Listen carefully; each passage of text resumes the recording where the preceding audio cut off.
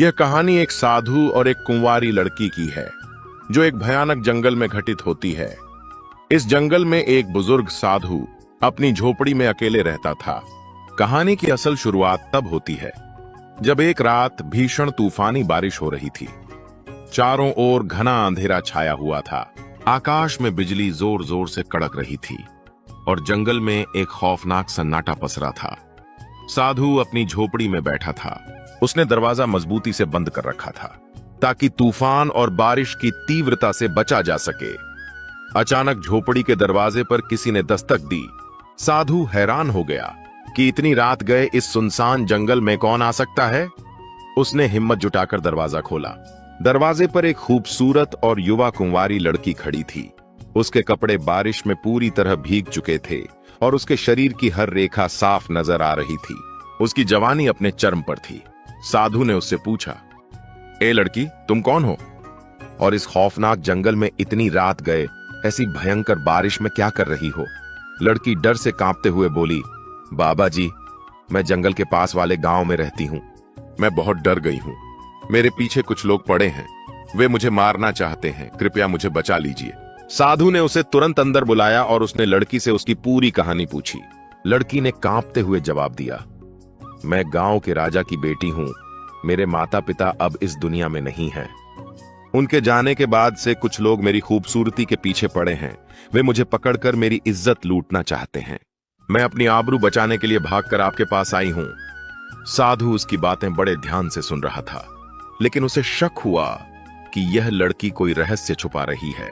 उसे लगा कि इसके आने के पीछे कोई और मकसद हो सकता है। झोपड़ी के अंदर दोनों बैठे थे।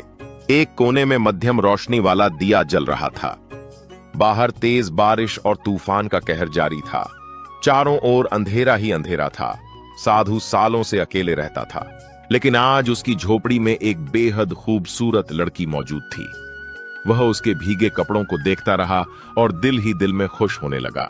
लेकिन साथ ही वह खुद को रोकने की कोशिश भी कर रहा था ताकि किसी मुसीबत में ना फंस जाए। इसी उधेड़बुन में वह था कि अचानक लड़की बोली, बाबा जी, मैं बहुत डरी हुई हूं। क्या आज रात आप मुझे अपनी झोपड़ी में पनाह देंगे? साधु, जो पहले से यही चाहता था, तुरंत खुश होकर बोला, हाँ बिल्कुल, आज रात तुम यहां ठहर सकती हो। रात बहुत गहरी थी। तूफानी बारिश थमने का नाम नहीं ले रही थी। लड़की चटाई पर लेटकर सोने की कोशिश करने लगी, लेकिन साधु को नींद नहीं आ रही थी। उसका दिल बेचैन था। सालों से दबे हुए जज्बात जाग उठे थे। प्यार और जवानी की आग उसके मन में भड़क रही थी।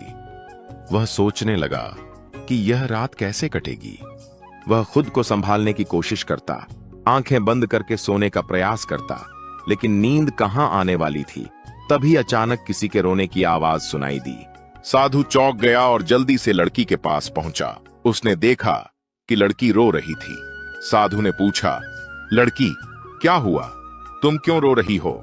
लड़की ने डरते हुए कहा, मेरे साथ कुछ ऐसा हुआ है जो मैं किसी को नहीं बता सकती। यह सुनकर साधु हैरान रह गया और बोला, ऐसी क्या बात है जो तुम मुझसे नहीं कह सकती? आखिर कौन सा राज छुपा रही हो? लड़की कांपते हुए बोली, मैं कोई अच्छी लड़की नहीं हूं। मैं बहुत प्यासी हूं। फिर उसने कुछ ऐसा कहा कि साधु का खून जम गया। वह उसकी ओर देखकर बोली, मैं कोई साधारण लड़की नहीं, मैं एक भटकी हुई आत्मा हूं। यह सुनते ही साधु के शरीर में कंपी छा गई। वह डर से थरथरा लगा और बोला, अगर तुम आत्मा हो तो मैं कैसे यकीन करूं? इसका मतलब क्या है? लड़की ने आह भरी और अपनी कहानी सुनानी शुरू की। यह बहुत पुरानी बात है। मैं एक रानी थी। एक शख्स मुझसे शादी करना चाहता था, लेकिन मैं उसे पसंद नहीं करती थी। उसने मुझे हासिल करने के लिए काला जादू किया। मैं उसके जाल में फंस गई। उसने जबरदस्ती मुझसे शादी कर ली, लेकिन मैंने उसे अपनी इज्जत नहीं सौंपने दी। शादी की पहली रात मैंने उसे अपने करीब नहीं आने दिया। इससे वह गुस्से में आ गया और मुझे मार डाला। मरते वक्त उसने कहा कि मेरी आत्मा तब तक आजाद नहीं होगी जब तक मैं किसी नेक इंसान या साधु के साथ हमबिस्तर ना हो जाऊं। यह सुनकर साधु कांपने लगा। लड़की ने उसका हाथ थाम लिया और बोली, मैं झूठ नहीं बोल रही। अगर तुम आज रात मेरे साथ वक्त नहीं बिताओगे तो मैं हमेशा इस जंगल में भटकती रहूंगी। मेरी आत्मा को कभी सुकून नहीं मिलेगा। वह अपने नरम हाथों से साधु को छू रही थी। साधु परेशान हो गया। तभी बाहर से एक भयानक आवाज सुनाई दी। साधु तुरंत उठा और झोपड़ी से बाहर निकला। उसने एक पेड़ पर एक साये को बैठे देखा। साधु उसे देखकर हैरान रह गया और बोला, कौन हो तुम? वह साया धीरे धीरे उसकी ओर बढ़ने लगा। साधु ने पलटकर झोपड़ी में देखा, लेकिन लड़की खामोश खड़ी थी। साया उसके करीब आया और गर्जन भरी आवाज में बोला, मैं वही हूं जिसने इस लड़की को तुम्हारे पास भेजा है। यह वही साया था जिसने काला जादू करके लड़की को कैद कर रखा था।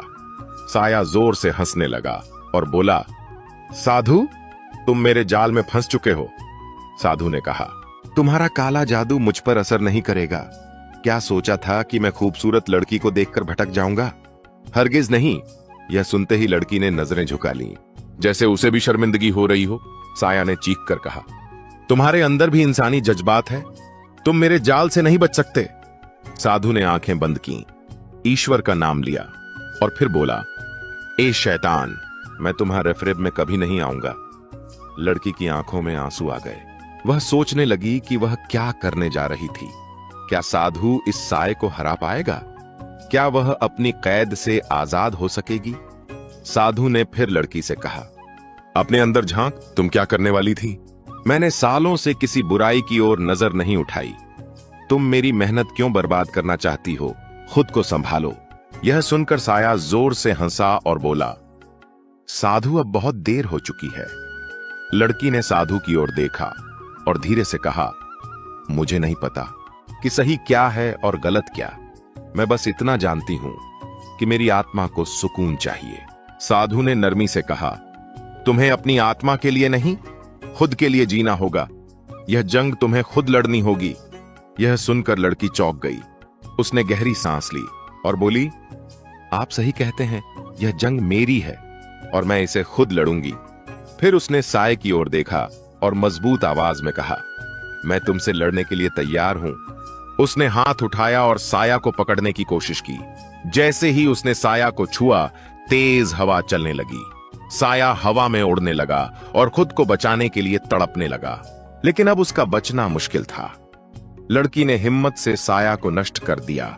जब सब खत्म हुआ तो उसने आंखें खोलीं और साधु को अपने सामने पाया। उसकी आंखों में शर्मिंदगी थी। उसे एहसास हो गया था कि वह गलत रास्ते पर थी। वह साधु के पैरों में गिर पड़ी और बोली, मुझसे बहुत बड़ी गलती होने वाली थी। आपने मुझे बचा लिया। मैं आपकी शुक्रगुजार हूं। साधु मुस्कुराया और बोला, कोई बात नहीं, अब तुम यहां से जा सकती हो। लड़की ने सिर झुकाया, आंखों में आंसू लिए और चुपचाप जंगल से निकल गई। उसकी आत्मा हमेशा के लिए आजाद हो गई थी। तो दोस्तों, अगर आपको हमारी यह कहानी पसंद आई हो तो इसे लाइक जरूर करें। साथ ही अपने विचार